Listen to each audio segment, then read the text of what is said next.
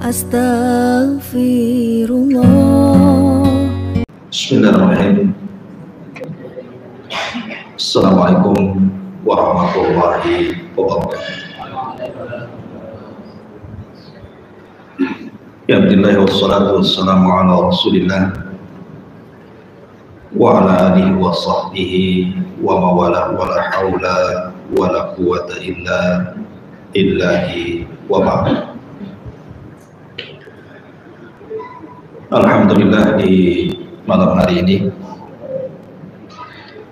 kembali kita duduk untuk thalabul ilmi di Masjid Pontrenis ini.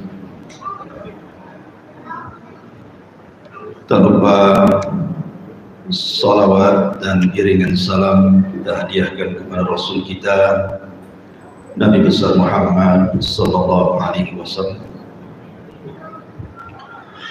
Lanjutkan kajian tafsir kita, dan bicara dulu kita stop dulu, kita lanjut ke kajian tafsir. Kita masih melanjutkan ayat ke-83. A'udzubillahi minasyaitonir rajim. Bismillahirrahmanirrahim. Wa id akhadna mitsaqa bani Israila la ta'buduna illallah wa bil walidaini ihsana wa dzil qurba wal yatama wal masakin wa qulu lin nasi husna wa aqimus salata wa atuz zakata thumma tawallaytum illa qalilan minkum wa antum muridun. Jadi ayat ini masih membahas perjanjian antara Bani Israel dengan Nabi Allah Musa, dan kita sudah menjelaskan diantaranya tidak boleh menyembah kecuali kepada Allah, kemudian berbuat baik kepada kedua orang tua, kemudian kepada kerabat, kemudian kepada anak-anak yatim dan miskin. Maka malam ini kita akan membahas wa qulu linnasi husna, dan ucapkanlah kepada manusia dengan ucapan yang baik atau santun. Ma'asyiral muslimin yang dimuliakan Allah Subhanahu wa taala, kita tahu bahwa Islam itu bukan hanya mengajarkan akidah dan ibadah saja, tapi Islam juga mengajarkan akhlak. Dan akhlak itu yang paling tercermin adalah dari ucapan, karena ini yang banyak memasukkan orang ke neraka. Sampai-sampai Mu'adz bin Jabal radhiyallahu anhu ketika berdialog dengan Nabi sallallahu alaihi wasallam, apakah lantaran lisan-lisan kita ini wahai Rasul kita akan masuk ke dalam jahannam? Maka Rasul mengatakan, sakilatka ummuka ya Mu'adz, celaka wahai engkau wahai Mu'adz. Wa hal yakubun nas fi nari jahannam illa hasaidu alsinatihim. Bukankah kebanyakan manusia, kata Rasul, masuk neraka jahannam itu karena hasil lisannya? Karena dari seluruh anggota badan kita yang banyak melakukan dosa itu lisan. Makanya Nabi SAW selalu menasihati soal menjaga lisan dan afatul lisan, bahaya lisan. Ma'asyiral muslimin yang dimuliakan Allah Azza wa Jalla,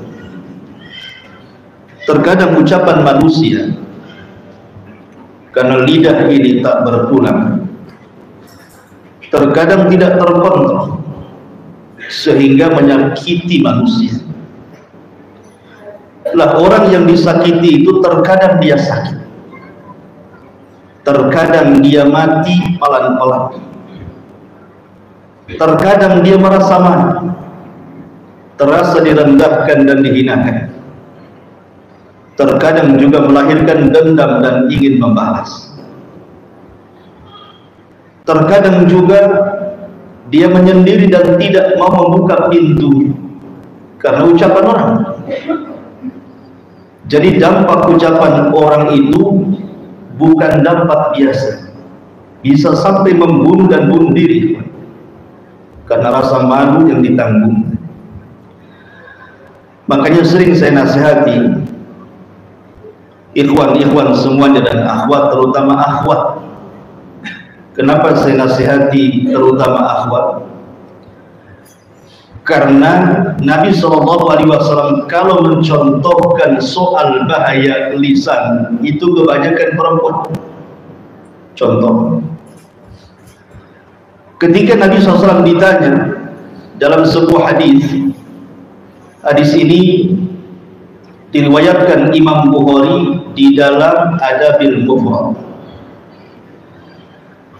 Seorang sahabat datang kepada Rasul, "Ya Rasulullah, inna fulanatan taqumul layla wa tasumun nahar wa tasaddaqat bi fuduli amwaliha wa taf'al wa taf'al." Rasul, ada seorang ibu, seorang akhwat yang kalau malam tidak pernah meninggalkan qiyamul lail, yang kalau siang tidak pernah meninggalkan puasa sunnah. Tidak ada tempat yang harus disedekahkan kecuali dia bersedekah di situ, dan dia banyak melakukan kebaikan ini dan itu. Tapi kekurangannya satu, Rasul, walakin tu'dhi jiranaha bilisaniha. Tapi wanita ini suka menyakiti tetangganya dengan lisannya. Lisannya setajam silet katar. Jadi orang kalau ngomong itu nyelekit bahasa kita. Apa kata Nabi SAW? La khaira fiha, hiya min ahlin nar, hiya min ahlin nar. Wanita itu tidak ada kebaikannya, bahkan wanita itu layaknya masuk kepada penduduk neraka. Kemudian sahabat ini bertanya lagi, "Ya Rasulullah, inna fulanatan la tusalli illa al-maktubah wa la tasumu illa Ramadan wa la tatasaddaqat bi fuduli amwaliha wa la taf'al wa la taf'al." Rasul, wanita yang satu ini dia jarang sholat malam, jarang sholat sunnah tapi menjaga yang wajib, jarang puasa sunnah tapi dia jaga Ramadannya. Dia tidak pernah bersedekah. Dia tidak seperti yang pertama banyak melakukan kebaikan ini dan itu. Walakin la tu'dhi jiranaha bilisannya, tapi dia betul-betul jaga lisannya. Maka Nabi SAW mengatakan, hiya min ahlil jannah. Wanita itu pasti masuk surga.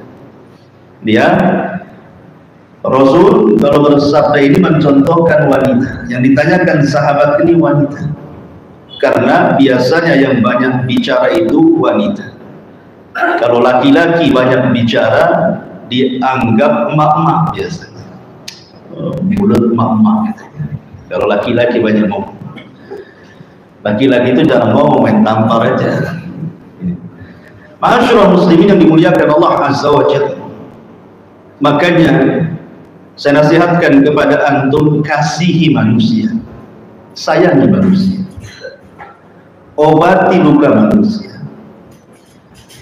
Orang-orang yang kita sakiti dengan lisan kita itu, mereka sudah lelah, sudah capek, mereka sudah punya pekerjaan di rumahnya, sudah mengurus anak-anak, mungkin suaminya bekerja dari pagi sampai sore, memeras keringat, banting tulang, kaki di atas, kepala di bawah, bahasanya gitu. Sudah lelah mereka dengan kehidupan mereka, tiba-tiba antum pula kemudian lebih melelahkan mereka dengan ucapan. Mereka sudah lelah, kita buat lelah lagi. Karena ucapan manusia yang menyakitkan itu lebih melelahkan dibandingkan dia bekerja dari pagi sampai sore. Kalau seandainya orang itu lelah karena kerja, minum jamu, diurut, tidur, pagi segar. Tapi kalau orang kemudian dicaci, dimaki, dihina, dihibah, direndahkan, dilecehkan, itu sakitnya itu di sini, sakitnya itu di hati. Bangun tidur itu nggak ada pil yang bisa untuk mengobati, nggak ada. Puyar bintang 7 pun tak bisa. Kenapa demikian? Karena kalau orang sudah tersakiti, sulit untuk dihilangkan itu sakit hatinya, sulit sekali. Makanya meminta maaf itu berat, dan yang memaafkan jauh lebih berat lagi. Oleh karena itulah maka sayangi mereka, jangan disakiti. Dan amalan yang paling baik di dalam Islam itu adalah jabrul qulub. Antum tahu jabrul qulub? Mengobati orang yang sedang terluka. Itu seutama-utama amal.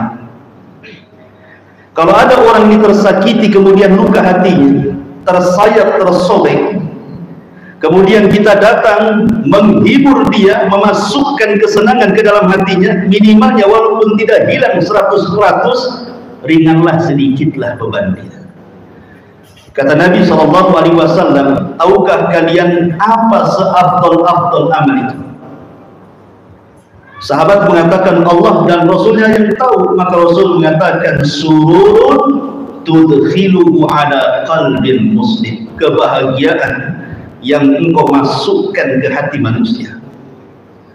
Kebahagiaan yang engkau masukkan ke hati manusia. Dan orang yang mencontohkan dan yang pertama kali melakukan jabrul qulub, mengobati luka hati manusia karena sayatan ucapan orang, adalah Nabi SAW. Nabi itu orangnya suka senyum. Nabi itu berbuka masam cuma 1 kali seumur hidup. Ketika dia berdakwah menghadap para pembesar Quraisy, datang Abdullah ibnu Ummi Maktum. Rasul tidak suka dengan kehadirannya, makanya kemudian Allah tegur, abasa wa tawalla. Dia berpaling dan bermasam muka. Itulah seumur hidup Rasul cuma 1 kali masam muka. Selebihnya Rasul itu tabassum, selalu tersenyum. Tabassumuka li akhika sadaqah. Senyum kamu yang kau lemparkan kepada saudaramu itu sedekah. Kalau kita terbalik, lebih banyak masam mukanya dibandingkan senyumnya. Kenapa demikian? Tak tahu, mungkin sering makan asam, tak tahu juga. Ma'asyiral muslimin yang dimuliakan Allah Azza wa Jalla, ada 1 kisah yang menarik. Kisah ini diriwayatkan Imam Bukhari dari Anas ibn Malik radhiyallahu anhu. Kana rajulun min ahli al-badiyati ismuhu Zahir. Dari Anas bin Malik radhiyallahu anhu, ada seorang laki-laki dari penduduk Baduy namanya Zahir. Zahir ini seorang budak. Dia sangat mencintai Nabi SAW. Suatu ketika Nabi SAW berkunjung ke tempat Zahir ini. Kemudian yahdilin Nabi SAW al-hadiyata minal badiyah. Maka Zahir pun memberikan hadiah kepada Rasul, hadiah dari desa, dari Badu. Dan Nabi SAW tidak pernah menolak hadiah. Rasul itu hanya menolak sedekah. Kalau hadiah diterima. Kalau kita main embat saja, mau sedekah, mau hadiah, mau dompet nemu di jalan. Jadi akhirnya kemudian suatu hari Nabi SAW itu tidak pernah melupakan kebaikan orang. Lain dengan kita, selalu melupakan kebaikan orang. Sudah ditolong, pinjam hutang, dihutangi, itu kan kebaikan. Harusnya kita balas, kembalikan uang itu kan. Ini tidak. Yang garang, yang hutang dibandingkan yang dihutangi. lebih garang dia soal dia punya duit. Jadi manusia yang paling tahu kebaikan orang itu adalah Nabi. Jangan pernah melupakan kebaikan manusia siapapun, apalagi dia seorang pendakwah agama yang sudah memberikan ilmu kepada anda. Doakan mereka. Ustaz-ustaz yang pernah mengajarkan ilmu kepada antum, kalau mereka masih hidup kita katakan hafizahumullah, semoga Allah menjaga mereka. Kalau mereka sudah meninggal, rahimahumullah, semoga Allah merahmati mereka. Jangan sombong. Akhirnya kemudian Nabi SAW ingin datang ke rumah Zahir. Dicarinya Zahir tidak ada. Rupanya Zahir sedang di pasar, sedang ke pasar. Kemudian orang-orang beritahu Zahir ada di pasar Nabi. Rasul pun ke pasar. Maka tahu bahwa satu pasar, siapa yang tidak kenal Nabi SAW? Rasul seorang yang dihormati, tiba-tiba melihat Zahir. Zahir ini orang yang kecil, mungkin bahasa kitanya cebol gitu, kecil.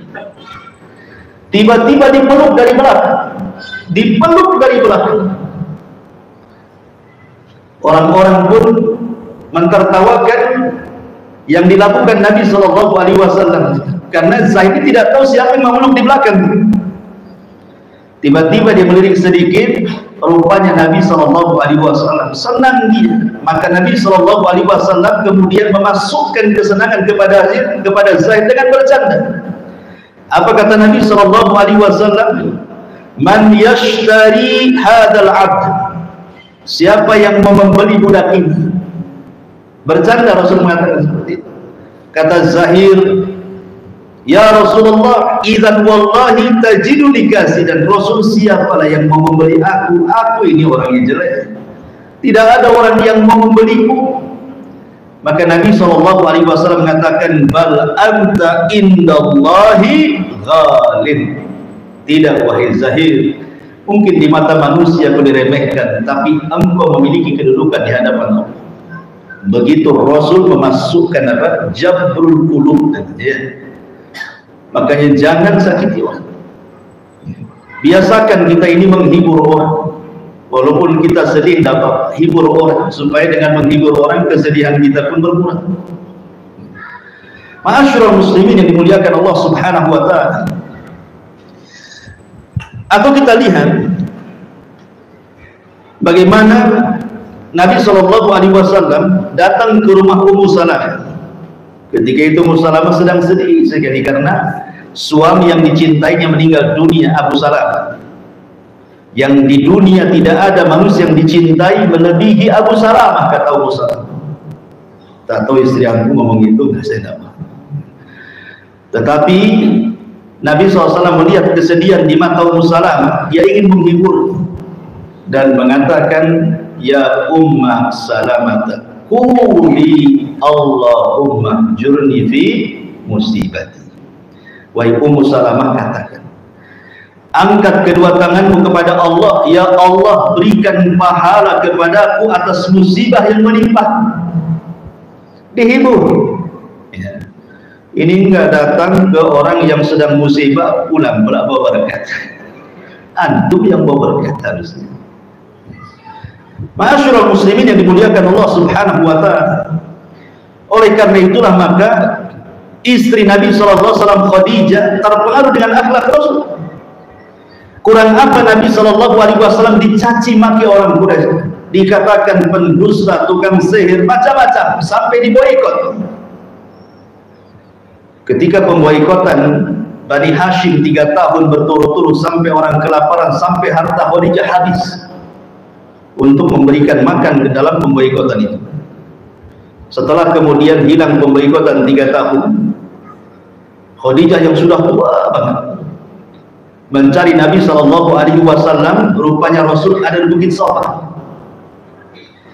Maka kemudian ketika Rasul berada di Bukit Safa itu, Khadijah langsung naik, kadang jatuh, kadang juga berjalan, bawa makanan, bawa minum untuk suaminya tercinta Rasul SAW. Tiba-tiba Jibril turun dan mengatakan, ya Muhammad, sebentar lagi Khadijah akan datang. sampaikan salam dariku dan dari Allah. Tidak ada manusia yang mendapatkan salam dari Allah kecuali Khadijah. Sampaikan salamku dariku dan dari Allah. Aisyah dapat salam dari Jibril, tapi tidak dapat salam dari Allah. Katakan kepada Khadijah, wa basyirha bi baitin la khasaba fiha wa la nasab. Sampaikan juga kepada Khadijah, dia akan mendapatkan istana di surga, di dalamnya tidak ada kelelahan dan tidak ada kebisingan, karena dia tidak pernah membuat bising suaminya. Lain dengan istri antum, sibuk bising aja, pulang bising, pergi bising. Makanya Khadijah tidak pernah berbuat bising kepada suaminya. Allah berikan rumah yang tidak ada kebisingan dan tidak ada kelelahan, karena Khadijah tidak pernah membuat lelah suaminya. Kemudian Khadijah melihat raut muka yang Rasul yang lelah menanggung risalah Allah Azza wa Jalla. Sanulki alika qaulan tsaqila, yang menyampaikan risalah yang sakil, yang sangat berat. Di peluknya Rasul, kemudian Khadijah pun membisikkan di telinga Nabi agar ingat akan nasihat Waraqah ibn Naufal, bahwa siapapun yang membawa apa yang kau bawa pasti akan disakiti. Bersabarlah wahai suami. Maka diperlukan itulah malaikat maut datang dan mencabut nyawa Khadijah. Khadijah meninggal di pelukan Rasul, dan Rasul meninggal di pelukan Aisyah radhiyallahu anha. Kembali ma'asyiral muslimin yang dimuliakan Allah Subhanahu wa taala. Oleh karena itulah maka di sini Allah Subhanahu wa taala perintahkan wa qulu lin-nasi husna, ucapkan ucapan yang santun kepada manusia. Kata Nabi sallallahu alaihi wasallam, "Man kana yu'minu billahi wal yawmil akhir falyaqul khairan aw liyasmut." Itu. Barang siapa yang beriman kepada Allah dan hari akhir, katakan ucapan yang santun, kalau tidak bisa. Tetapi saya ingin menasihati juga, ini risalah kepada orang-orang yang mungkin hatinya sudah disakiti manusia, hatinya sudah pecah dan retak karena ucapan manusia. Bagaimana caranya untuk supaya kembali pulih? Terkadang orang-orang yang disakiti itu, ikhwatu fiddin yang dimuliakan Allah Azza wa Jalla, bisa bertahun-tahun dia tidak sembuh dari ucapan manusia itu. Sampai terkadang dia harus pindah rumah gara-gara tetangganya, bahkan harus pindah kota karena tidak mau, bahkan harus masuk rumah sakit, bahkan harus kemudian dia menanggung mak, dan begitu seterusnya. Kalau seandainya kita ini anggaplah orang atau korban yang disakiti manusia, kira-kira apa yang harus antum lakukan? Di sini ada beberapa kaidah. Yang pertama, sampaikan kepada istri antum, karena yang suka sakit hati kan suami perempuan biasanya. Laki-laki jarang sakit hati, laki-laki sakit jantung biasanya. Jadi yang pertama, ini kaidah, campakkan ucapan manusia, biarkan manusia bicara, karena mereka tidak akan diam karena kita. Sejak diciptakan manusia yang namanya Adam dan Hawa, manusia itu sudah bicara. Bukan sekarang-sekarang saja bicara itu. Sejak zaman Adam manusia sudah bicara. Dan Allah ketika menciptakan manusia bisa bicara, bukan berarti kemudian orang itu diciptakan bisa bicara. Bicaranya itu untuk membicarakan kita semua, tidak. Sekali-kali saja membicarakan kita, lebihnya membicarakan orang. Mungkin lagi kesel aja dengan kita, dia bicara dengan kita kan. Tapi Allah tidak menciptakan dia bisa bicara untuk kita kan. Memang manusia sudah bicara. Maka jangan pernah kemudian menyetop manusia untuk diam karena kita. Manusia akan tetap bicara sampai kapanpun mereka akan bicara, karena manusia diciptakan untuk bicara masalahnya.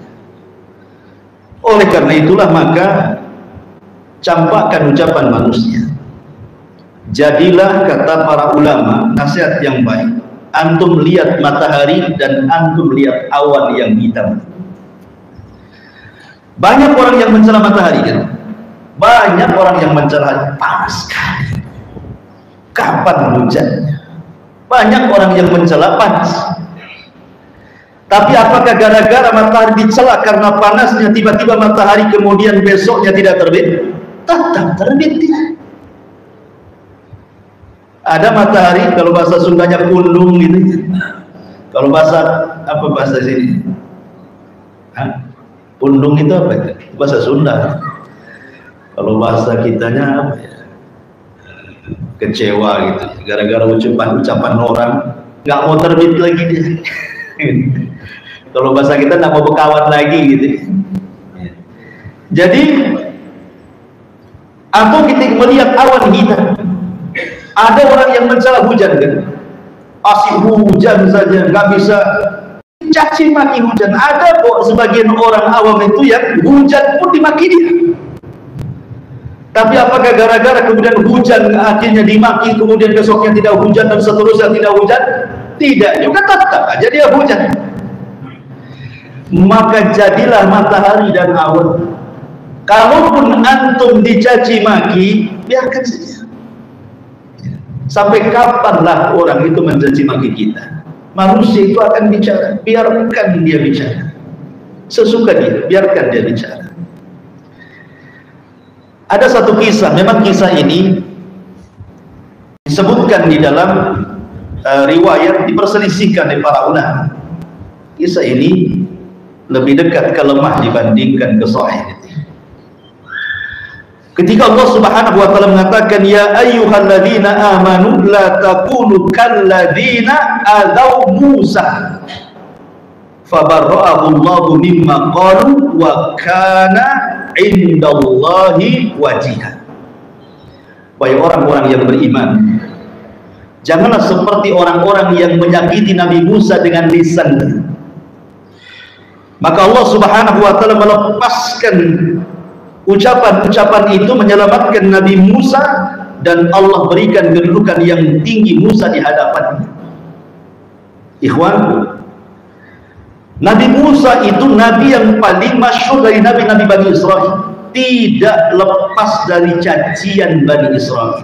Dia nabi yang paling banyak dimaki sama Bani Israel. Sampai Allah mengatakan, jangan seperti orang yang suka menyakiti Musa dengan ucapannya. Makanya Rasul sampai mengatakan, rahimallahu akhu Musa udhiya katsiran wa sabar. Semoga Allah merahmati Nabi Musa, banyak ujiannya dari Bani Israel dan dia pun sabar. Jadi suatu ketika Musa ini, kemudian dia kan kalimur rahman, nabi yang suka berbicara dengan Allah Azza wa Jalla. Itulah kunyah yang disematkan kepada dia. Jadi dia mengatakan kepada Allah Subhanahu wa taala, ya Rabb, ya Rabb, innan nas yaquluna fiyya ma laysa fiyya. Ya Rabb, manusia ngomong macam-macam tentang diriku padahal aku tidak pernah memiliki apa yang mereka katakan. Tolong lepaskan dari keburukan mereka. Apa jawaban Allah Subhanahu wa taala? Ya Musa, lam aj'al dzalika li nafsi fa kaifa aj'aluhu laka. Ya Musa, jangan lagi dirimu, aku pun tidak selamat dari celaan makhluk. Allah saja dicela, apalagi Nabi Musa, apalagi kita. Allah dikatakan salisu salasa, satu di antara tiga Tuhan. Allah Subhanahu wa taala dikatakan bakhil oleh orang-orang Yahudi. Mereka mengatakan, innallaha fakir wa nahnu aghniya. Allah itu fakir, kami yang kaya, kata orang Yahudi. Aku saja loh tidak lepas dari celaan makhluk, apalagi kamu, katanya, apalagi antum. Paham ya? Maryam, ibu-ibu dengarkan ya, di atas ke di bawah, samping kiri ke samping kanan, di mana-mana lah pokoknya ibu. Maryam itu wanita suci, tidak pernah keluar dari mihrab. Kerjanya hanya ruku, sujud, zikir, ibadah. Itulah Maryam. Tetapi wanita sesuci Maryam tidak lepas daripada tuduhan. dituduhnya dia berzina, dan Isa anaknya dikatakan anak zina. Sampai sekarang orang-orang Yahudi menganggap Maryam itu berzina. Ummul Mukminin Aisyah radhiyallahu anha juga sama mendapatkan tuduhan kan? Dari siapa? Dari orang-orang munafik, bahwa Aisyah berzina dengan Safwan ibn Mu'attil, sampai tersebar tuduhan zinahnya Aisyah dengan Safwan pada tidak benar di seantero kota Madinah. Kalau saat itu ada WhatsApp, kalau saat itu ada Instagram, kalau saat itu ada YouTube, mungkin akan dibuat media oleh orang-orang munafik untuk disebarkan berita hoax. Kalau sekelas Aisyah radhiyallahu anha, Maryam tidak lepas dari celaan, apalagi mama di atas,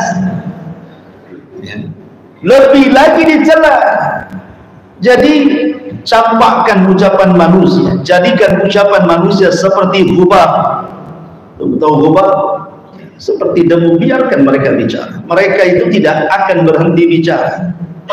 Mereka terus bicara. Karena mereka terus bicara, ngapain kita ladeni? Biarkan saja. Ma'asyiral muslimin yang dimuliakan Allah Azza wa Jalla. Yang kedua, ini penting. Berjalanlah antum dengan takdir Allah. Berjalanlah dengan takdir Allah. Sehebat apapun manusia mencaci maki antum, tidak akan mengurangi rezeki antum. Enggak akan. Sehebat apapun manusia merendahkan, menghina dengan kata-katanya, tidak mungkin memendekkan umur antum. Contohnya, Nabi SAW dicela oleh pamannya Abu Lahab. Tabbat laka sa'iral yawm, alihada jama'tana. Celaka wahai Muhammad, satu hari ini, untuk ini kau kumpulkan kami semua. Kemudian dimakinya Nabi SAW. Itu dari Abu Lahab. Belum dari Abu Jahal. Mengumpulkan orang, kira-kira yang layak tuduhan kepada Muhammad itu apa? Muncullah kalimat sahir, muncullah kalimat kahin, muncullah kalimat syair, muncullah kalimat majnun, dan begitu seterusnya. Tiba-tiba terjadi perang Badar. Siapa yang wafat duluan? Abu Jahal mati duluan. Yang mencela Nabi, dia yang wafat duluan. Abu Lahab mati duluan. Musuh-musuh Nabi yang mengatakan kau gila, kau tukang sihir, kau ini, mati semua di perang Badar. Rasul masih hidup. Jadi berjalan dengan takdir Allah Azza wa Jalla. Celaan manusia tidak mengurangi umur kita. Biarkan. Seserah mau mencela. Dan juga tidak mungkin mereka mengambil rezeki kita.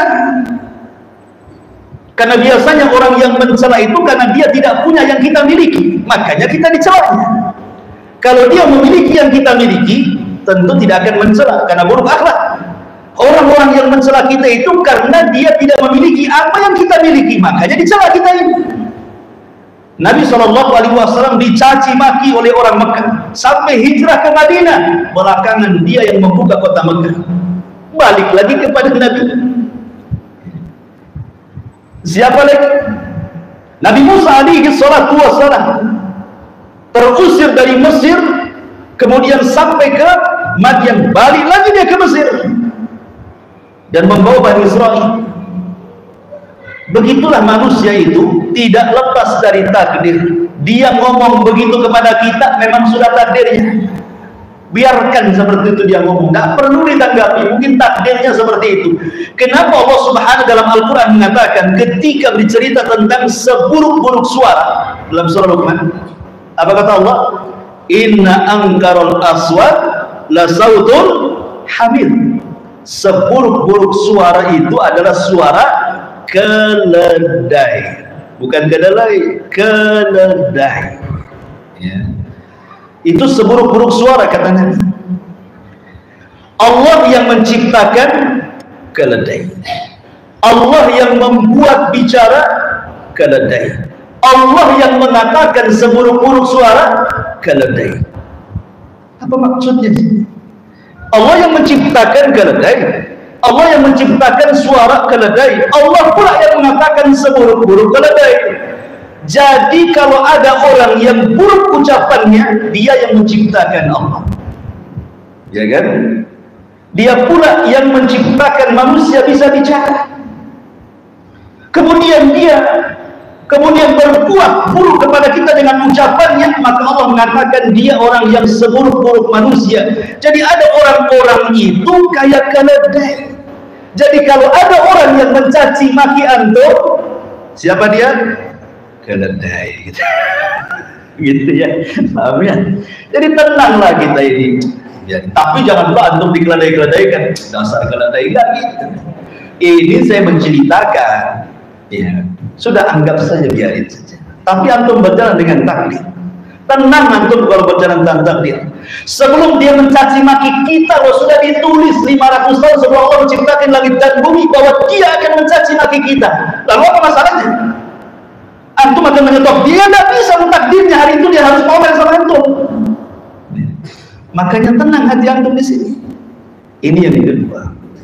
Yang ketiga, pandang sejarah Nabi. Apa sih musibah yang antum rasakan itu? Semua pernah dialami Nabi. Apa? Antum dicaci maki, Nabi dicaci maki. Bahkan mungkin lebih. Antum belum pernah dilempari batu, Nabi sudah dilempari batu. Antum belum pernah dilempari kotoran, Nabi sudah dilempari kotoran. Antum belum pernah diletakkan duri-duri depan rumah, Nabi sudah letakkan duri depan rumah. Dia sekarang beling atau paku gitu.